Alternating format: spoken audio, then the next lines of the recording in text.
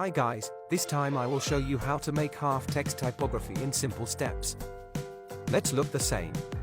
First, prepare your photos that you will edit later. Then drag the ruler to limit the text that will be created later in the way. After that, make the text up to you according to the limiter. Follow my way.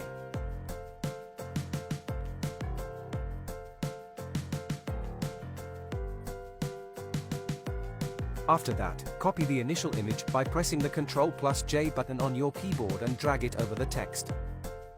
After that, the main image selection of the right part of the photo, by pressing the rectangular marquee tool and then, selection this section.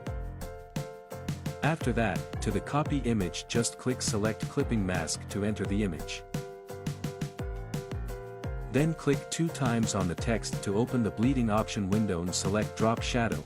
Follow me. Then the text looks like this.